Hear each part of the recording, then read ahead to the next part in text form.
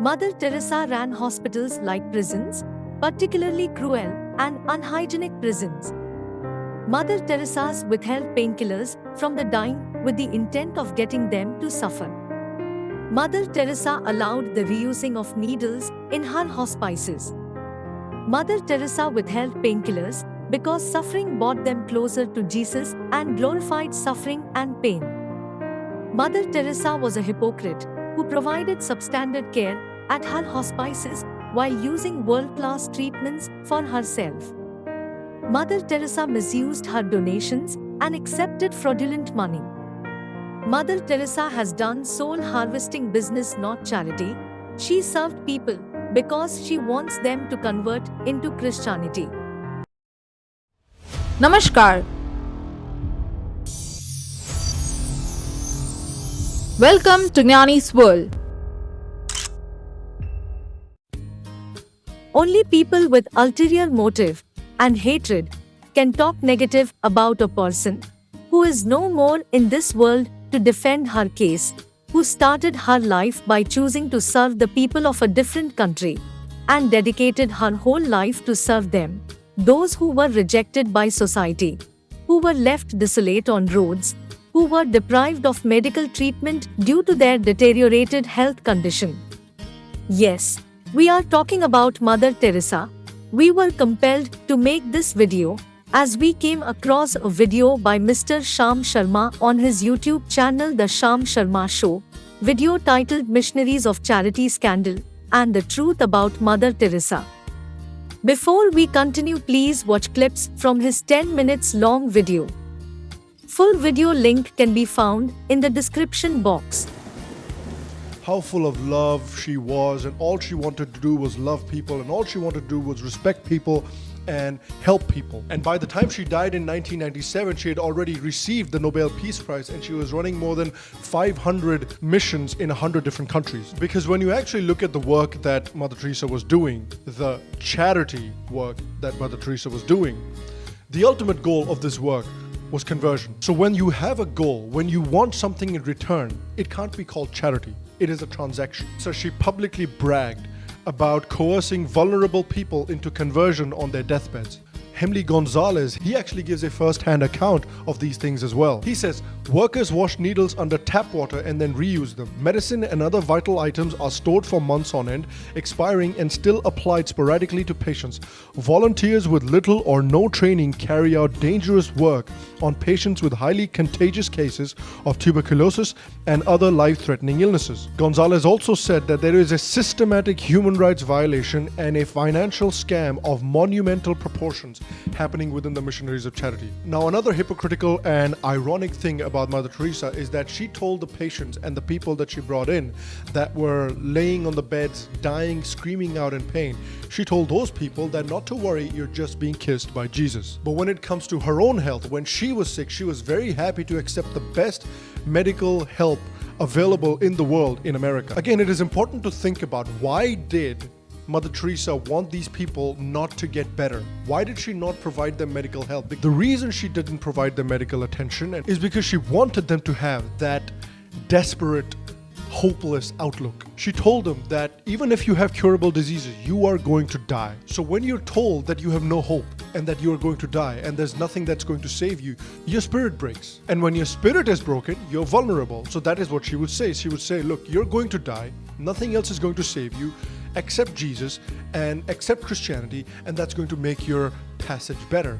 And the hospice centers that she created in Calcutta were in the exact same poor state between the time that she started them and when she died. Another interesting thing about the missionaries of charities is that they always refuse to publish reports about how much money they actually receive and what they actually do with that money. They never told the Indian government about what percentage of money actually goes to helping people, what percentage of money goes to the Vatican, what percentage of money goes to Mother Teresa, but they don't talk about the association she had with some very unsavory people, particularly the Duvalier family of Haiti. I think a better name for the missionaries of charity would be the missionaries of soul harvesting. And I also feel like because of this transactional nature and because of this business model, I don't think Mother Teresa qualifies. Hope now you understood the source of criticism points we showed in starting off our video. After watching this video and browsing the online space, we understood that the Hindutva ideologues, who hate Christianity to the core, have utilized every opportunity to show Christianity as pious fraud and fooling people to make money. Today, we will show you how these hate mongers have used the vast amount of misinformation circulating about Mother Teresa in online space. There are certain aspects of Mother Teresa that are taken as absolute facts online when they lack the context of Mother Teresa's work and beliefs.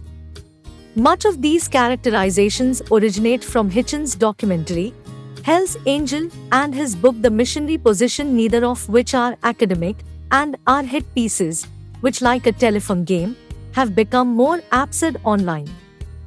However, Hitchens was blamed by Arup Chatterjee for the work he presented. It was not of his own but was hard work of Arup Chatterjee, who gave all his research material to Hitchens, who in turn collated everything and presented the content as his own. Here in this video, we would be using Hitchens' presented work, as his books has become basis for many to criticize Mother Teresa. Today, we will look about Mother Teresa in few lines before we go ahead and look the criticism points one by one. Mother Teresa, a Nobel Peace Award winner in 1979 for bringing help to the suffering humanity. She is known for her dedication, humbleness, and love towards the poor and suffering in the slums. She, in her resilience to fulfill her calling and encourage peace, she founded Missionary of Charity, a religious congregation helping those in great need. She personally on ground helped thousands and inspired millions. She set up soup kitchens, a leper colony, orphanages, and a home for the dying destitute. She treated the lepers, educated the poorest of the poor, and fed the homeless. She treated them like her family and became a symbol of charitable, selfless work. Now, let's see the criticism points one by one.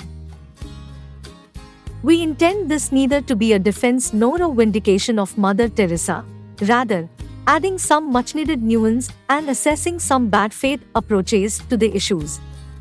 The major historical sociological research here deals with the state of medical care in Teresa's charities. Teresa ran hospitals like prisons, particularly cruel and unhygienic prisons at that. It is crucial to note here that Teresa ran hospices, precisely a home for the dying destitutes, not hospitals. Historically and traditionally, hospices were run by religious institutions and were places of hospitality for the sick, wounded, or dying, and for travelers. It was not until 1967 that the first modern hospice, equipped with palliative care, was opened in England by Cicely Saunders. It wasn't until 1974 that the term palliative care was even coined, and not until 1986 that the WHO three-step pain ladder was even adopted as a policy, the global standard for pain treatment. The policy is widely regarded as a watershed moment for the adoption of palliative programs worldwide.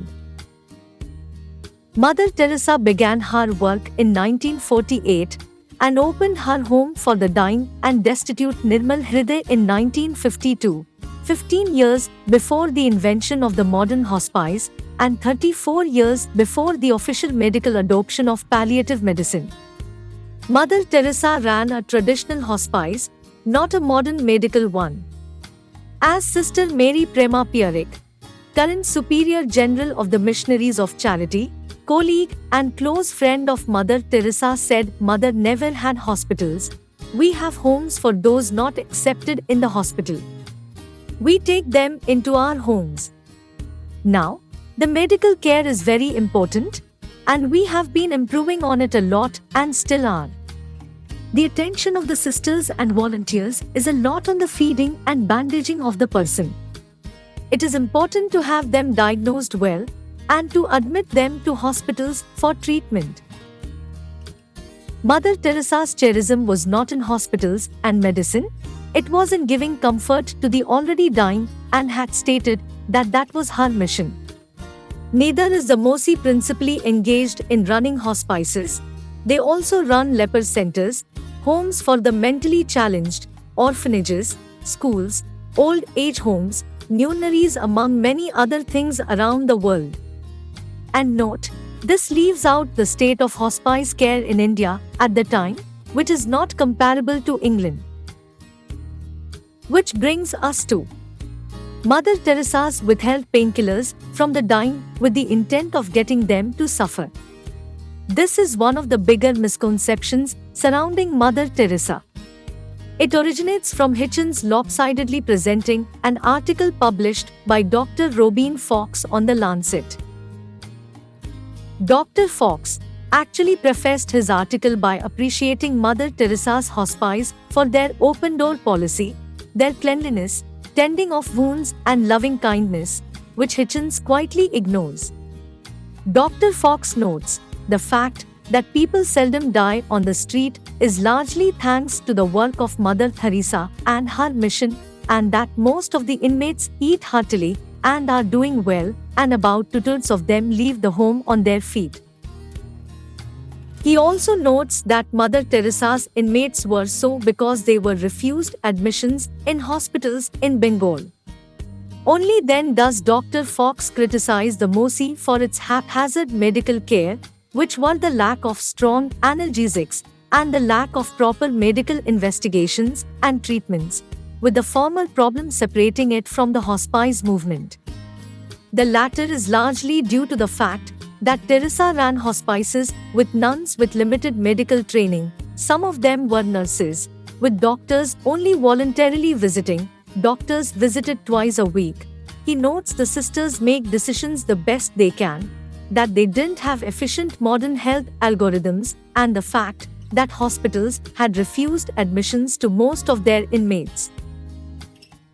Most importantly, Mother Teresa did not withhold painkillers. Dr. Fox himself notes that weak analgesics, like acetaminophen, were used to alleviate pain. What was lacking were strong analgesics like morphine. The wording is important. Fox only noted a lack of painkillers without indicating its cause, not that Teresa was actively withholding them on principle. What Hitchens wouldn't talk about is the responses Dr. Fox got from other palliative care professionals. Three prominent palliative care professionals, Dr. David Jeffrey, Dr. Joseph O'Neill, and Ms. Gilly Byrne, founder of Cancer Relief India, responded to Fox on The Lancet. They note three main difficulties with respect to pain control in India. 1. Lack of education of doctors and nurses. 2. Few drugs, and 3.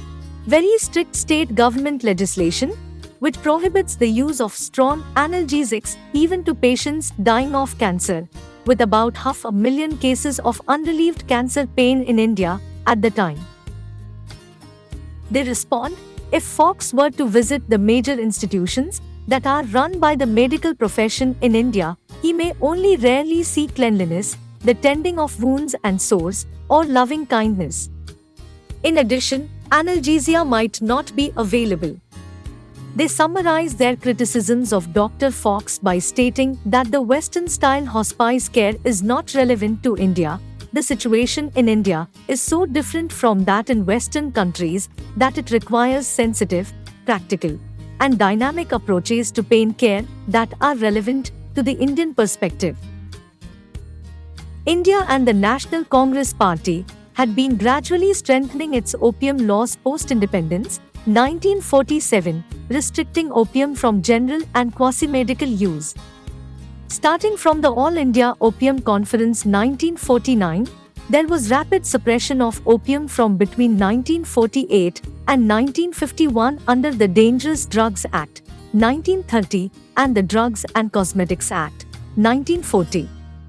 In 1959, the sale of opium was totally prohibited except for scientific medical uses.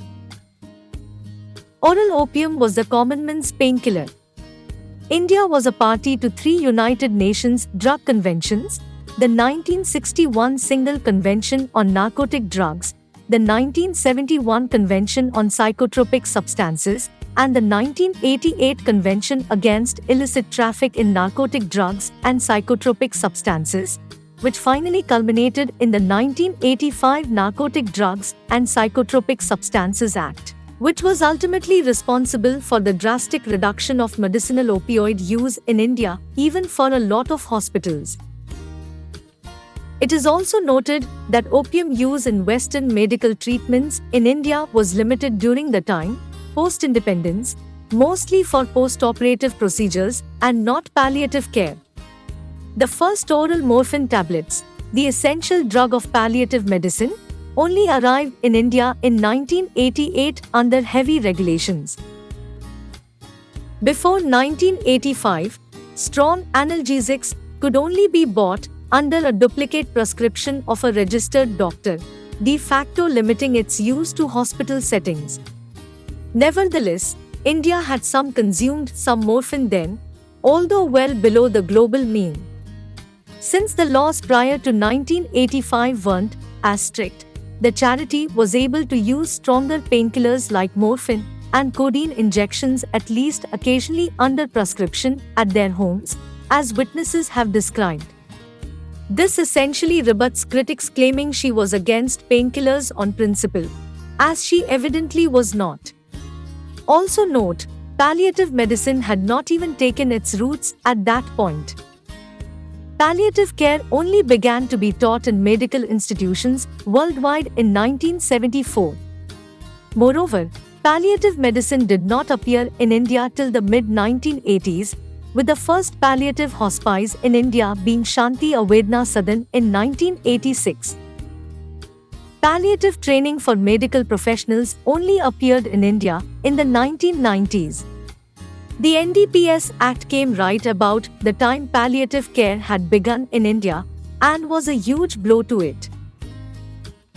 Post-NDPS, WHO reports regarding the state of palliative medicine in India shows that it was sporadic and very limited, including Calcuttan hospitals.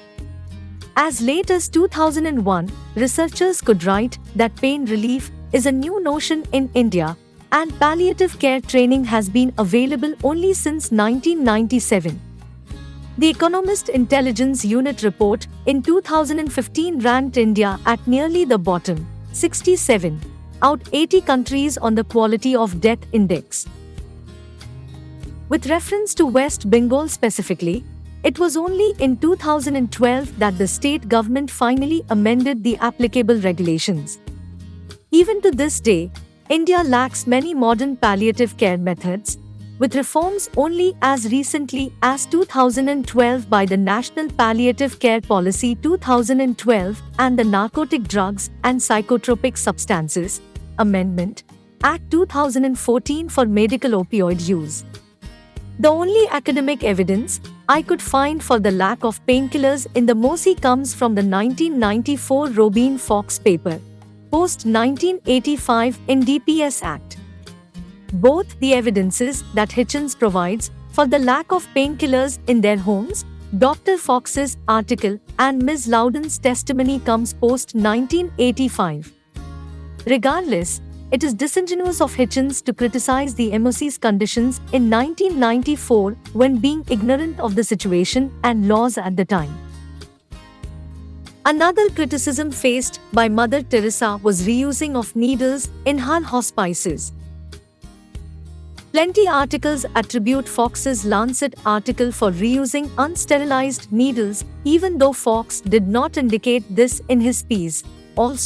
He also did not find anything objectionable with regard to hygiene. While constantly using disposable needles may seem ubiquitous today, it was not a global standard practice at the time. Loudon's account does not seem to be the routine. We know that Mother Teresa's hospice had usually used some form of disinfection on their instruments, surgical spirit.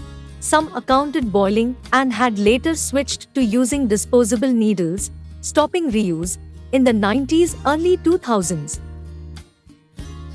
Although disposable needles were invented in the 1950s, reuse of needles was not uncommon until the AIDS epidemic scare in the 1980s. Back then, many Indian doctors and hospitals didn't shy away from reusing needles, sometimes without adequate sterilization.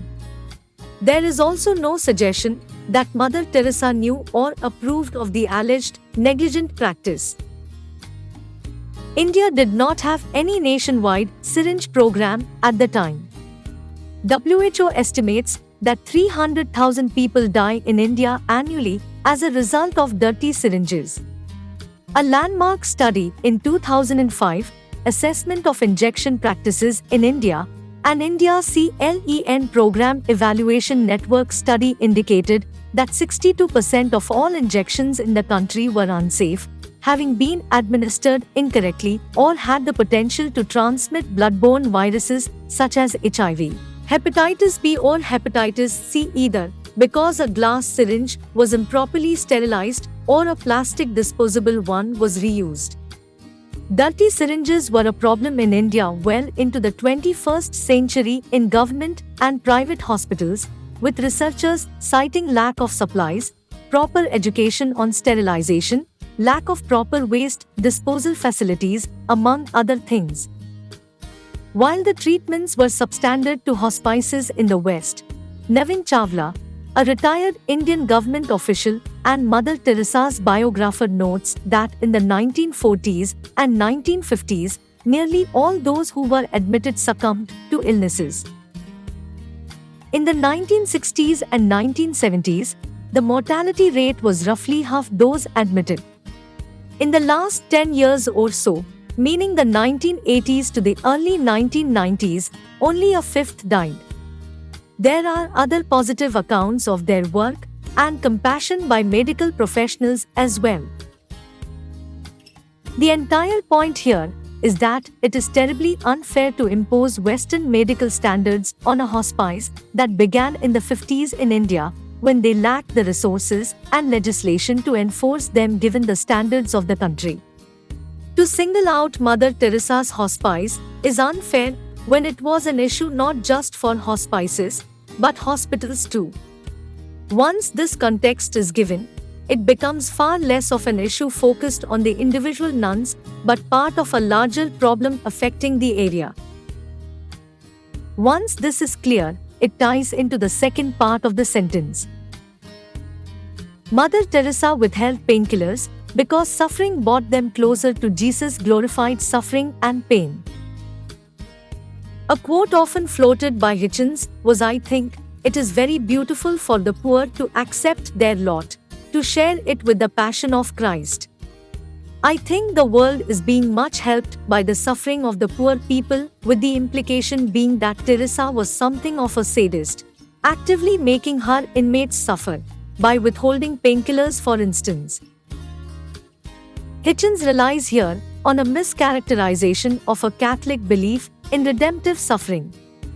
Redemptive suffering is the belief that human suffering, when accepted and offered up in union with the passion of Jesus, can remit the just punishment for one's sins or for the sins of another.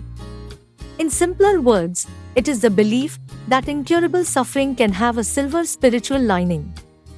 The moral value and interpretation of this belief is a matter of theology and philosophy. My contention is that neither Catholicism nor Teresa holds a religious belief in which one is asked to encourage the sufferings of the poor, especially without relieving them. The Mother Teresa organization itself notes that they are to comfort those who are suffering, to feed the hungry, to give drink to the thirsty, to care for the sick, etc. Telling someone to offer it, suffering, up without also helping him to deal with the temporal and emotional effects of whatever they are going through is not the fully Christian thing to do. It becomes fairly obvious to anyone that the easiest way for Teresa to let her inmates suffer is to let them be on the streets. Teresa was not the cause of her inmates' diseases, and reports, for example Dr. Fox, show that most inmates were refused to be treated by hospitals. Mother Teresa in her private writings talks of her perpetual sorrow with the miseries of the poor, who in her words were God's creatures living in unimaginable holes, contradictory to the image of malice given by Hitchens. Which also brings into question, why did the Mosi even bother providing weaker painkillers like acetaminophen if they truly wanted them to suffer? They had used stronger painkillers in the past too, so this was not a principled rejection of them. Sister Mary Prema Pierik, current Superior General of the Missionaries of Charity, colleague and close friend of Mother Teresa responds, Mother's mission is not about relieving suffering. That is a contradiction. It is not correct. Now, over the years, when Mother was working, palliative treatment wasn't known, especially in poor areas where we were working. Mother never wanted a person to suffer for suffering's sake. On the contrary, Mother would do everything to alleviate their suffering. That statement of not wishing to alleviate suffering comes from an understanding of a different hospital care, and we don't have hospitals, we have homes. But if they need hospital care, then we have to take them to the hospital, and we do that. It is also important to note the Catholic Church's positions on the interaction of the doctrine on redemptive suffering and palliative care. The Catholic Church permits narcotic use in pain management.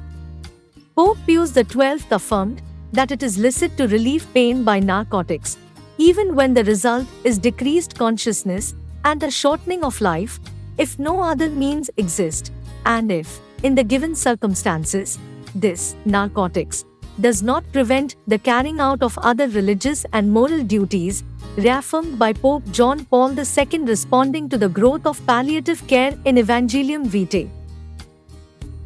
The Ethical and Religious Directives for Catholic Health Care Services notes that medicines capable of alleviating or suppressing pain may be given to a dying person, even if this therapy may indirectly shorten the person's life so long as the intent is not to hasten death. Patients experiencing suffering that cannot be alleviated should be helped to appreciate the Christian understanding of redemptive suffering. According to the Vatican's Declaration on Euthanasia, human and Christian prudence suggest, for the majority of sick people, the use of medicines capable of alleviating or suppressing pain, even though these may cause, as a secondary effect, semi-consciousness and reduced lucidity. This declaration goes on, it must be noted that the Catholic tradition does not present suffering or death as a human good, but rather as an inevitable event which may be transformed into a spiritual benefit if accepted as a way of identifying more closely with Christ.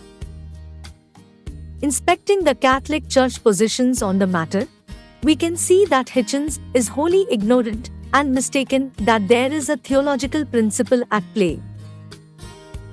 Mother Teresa was a hypocrite who provided substandard care at her hospices while using world-class treatments for herself.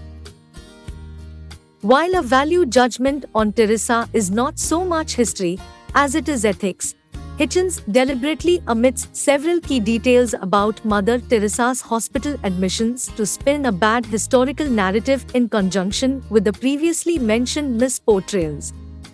Mother Teresa was often admitted to hospitals against her will by her friends and co-workers. Navin Chawla notes that she was admitted against her will and that she had been pleading with me to take her back to her beloved Kolkata. Doctors had come to visit her on their own will, and former Indian Prime Minister Narasimha Rao offered her free treatment anywhere in the world. He remembers how, when she was rushed to Scripps Clinic, that so strong was her dislike for expensive hospitals that she tried escaping from there at night. I was quite heavily involved at the time when she was ill in Calcutta, and doctors from San Diego and New York had come to see her out of their own will. Mother had no idea who was coming to treat her. It was so difficult to even convince her to go to the hospital. The fact that we forced her to should not be held against her like this, says 70-year-old artist Sunita Kumar, who worked closely with Mother Teresa for 36 years. Unlike some tall internet claims, Mother Teresa did not fly out in private jets to be treated at the finest hospitals. For example, her admission at Scripps, La Jolla in 1991 was at the request of her physician and Bishop Burley of Tijuana. It was unplanned. She had been at Tijuana and San Diego as part of a tour setting up her homes when she suddenly contracted bacterial pneumonia. Her other hospitalization in Italy was due to a heart attack while visiting Pope John Paul II, and in 1993 by tripping and breaking her ribs while visiting a chapel. Dr. Patricia Obnell, a physician who traveled with Mother Teresa from 1990 to her death in 1997, called her the worst patient she ever had and had refused to go to the hospital, outlining an incident where she had to protest Mother Teresa to use a ventilator. Other news reports mention Mother Teresa was eager to leave hospitals and needed constant reminders to stay. Her treatments and air travel were often donated free of charge. Mother Teresa was a recipient of the Bharat Ratna, India's highest civilian award, in 1980, which has the additional benefit of getting a lifetime of free first-class tickets on Air India. Many other airlines begged and bumped her up to first class. On principle, Teresa always bought coach because of the commotion the passengers cause at the coach. As Jim Toey says, for decades before she became famous, Mother rode in the poorest compartments of India's trains, going about the country serving the poor. Attacking her by saying she was attached to luxury is laughable.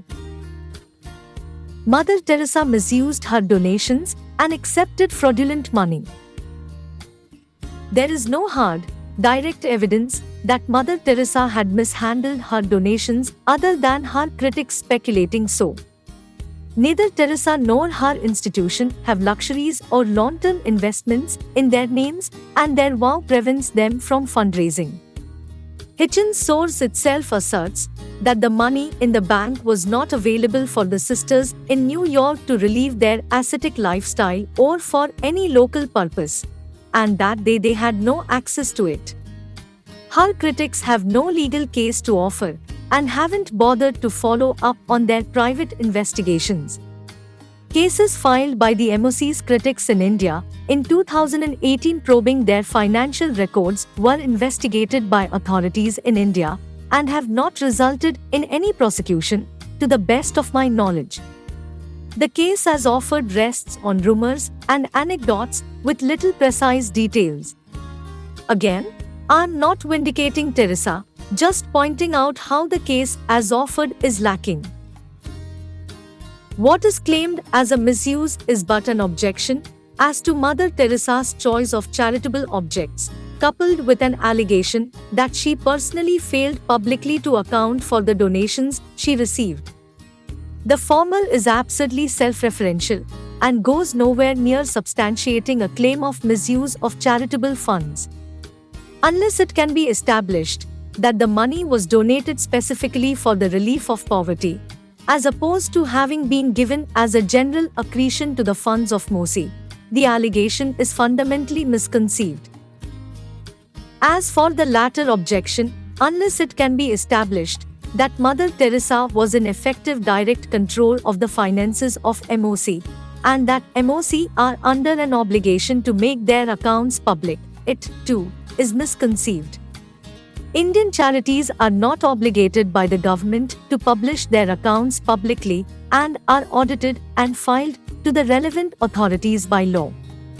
If it is to be alleged that MOCI are in breach of any statutory norms for publishing accounts, as distinct from lodging them with the appropriate body with oversight of charities in any given jurisdiction, then the fact should be asserted in terms. It also seems that most charities in Bengal do not publicly publish their accounts, again contradicting Hitchens. The claim of 7% fund utilization for charity originates from a 1998 article in Stern magazine. However, no details are given how they arrived at this figure either. This figure only amounts for a single home in London from a single year, 1991. Weber, writing in 1998, had to go back to 1991 to find even one example to provide what is more cover than support for his case. Fraudulence is a substantial claim which requires very good evidence. On inspection, these are at best insinuations and at their worst conspiracies. Like Hitchens said, that what can be asserted without evidence can be dismissed without evidence. For example, Navin Chawla, government official biographer, penned that Mother Teresa said she needed money to use for her people, not for investment purposes. The quite remarkable sums that are donated are spent almost as quickly on medicines, particularly for leprosy and tuberculosis, on food and on milk powder.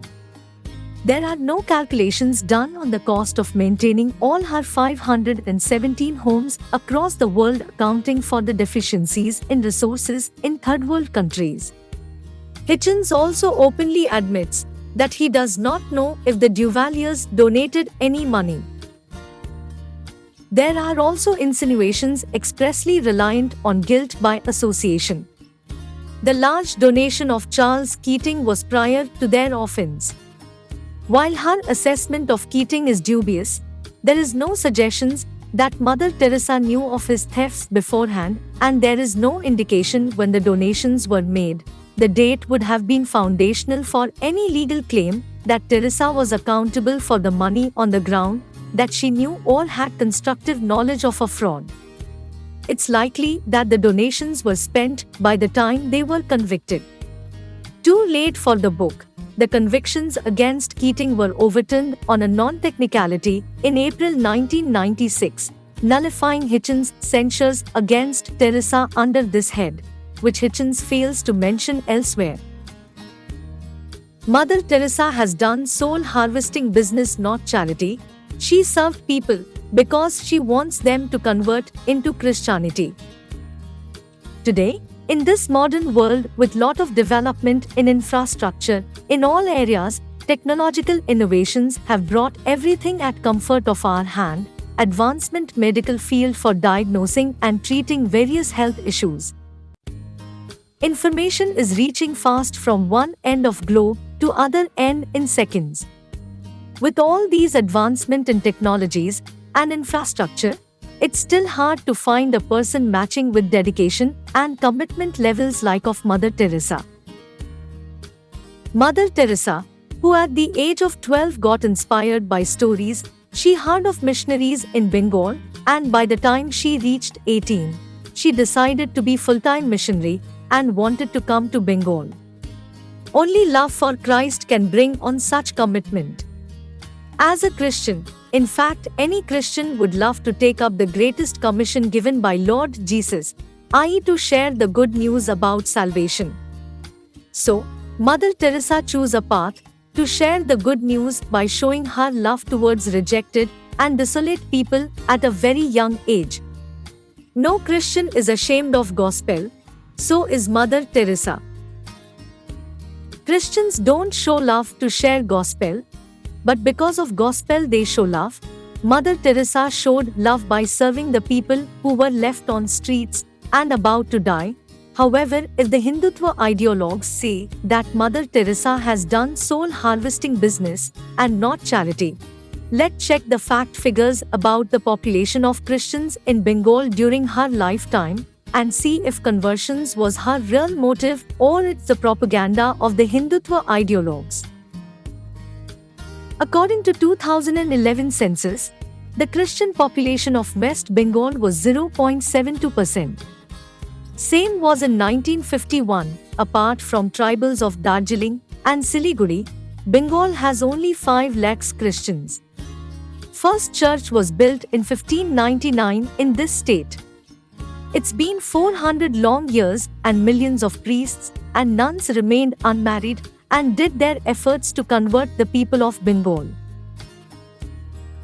Christian population of West Bengal, in percent, kept on decreasing year after year. 1951, 0.70. 1961, 0.59.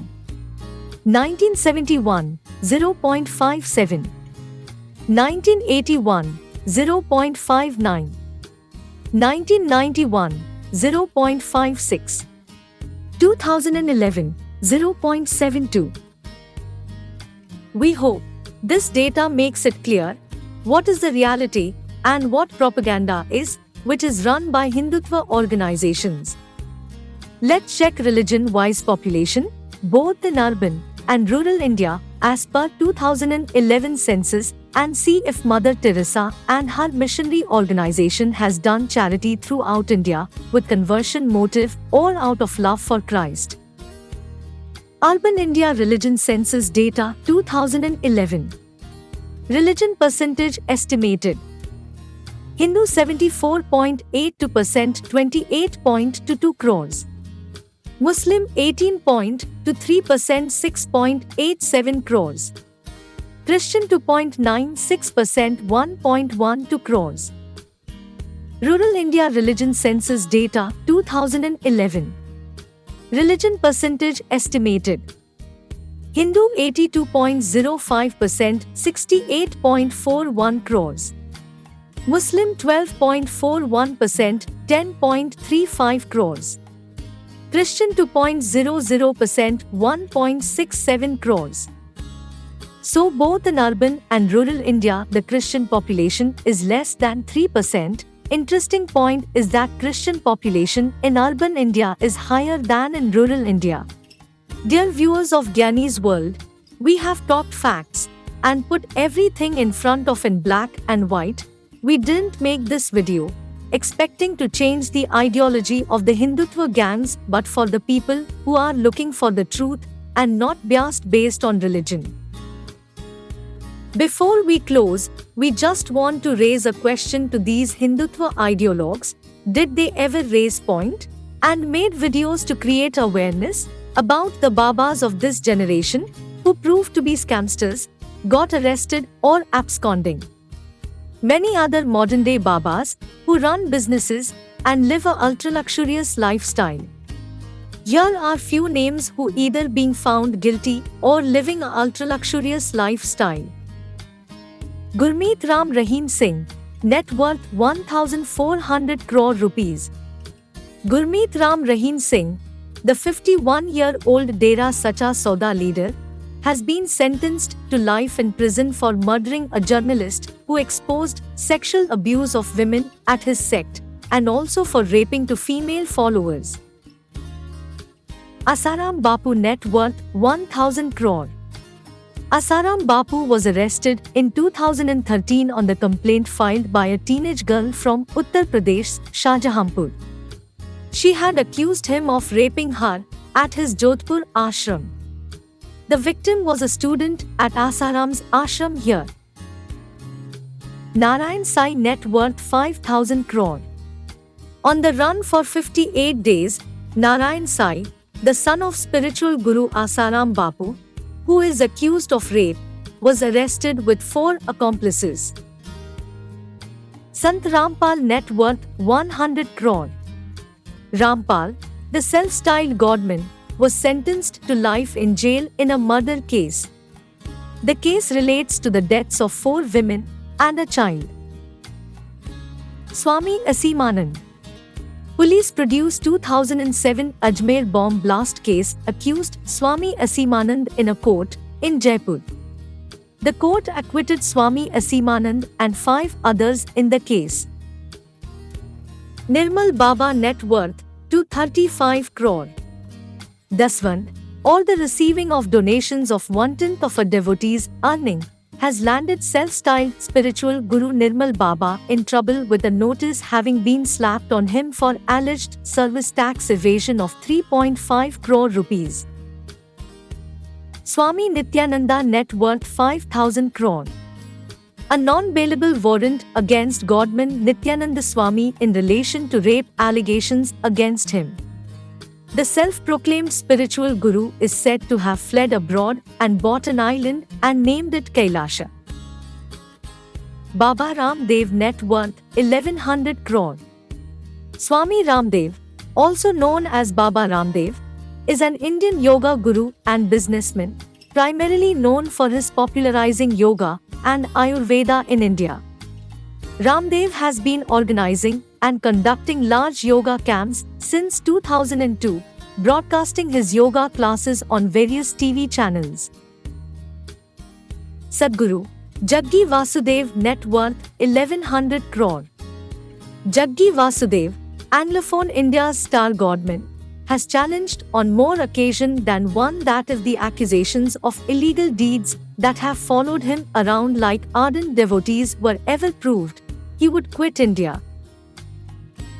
And many more. So dear viewers, everything is in front of you. Think and decide, does the Babas and Gurus have dedication and commitment level as Mother Teresa, who personally worked on ground, treated thousands and inspired millions of people? Understand the propaganda of these Hindutva ideologues happening in large scale in online space. Dear viewers, if you have liked the content of this video, kindly press the like button, and putting a comment would be encouragement for us to come with more videos with facts. Kindly share the video in your peer circle. If you are here for first time, please subscribe and press the bell icon for notification of our new videos.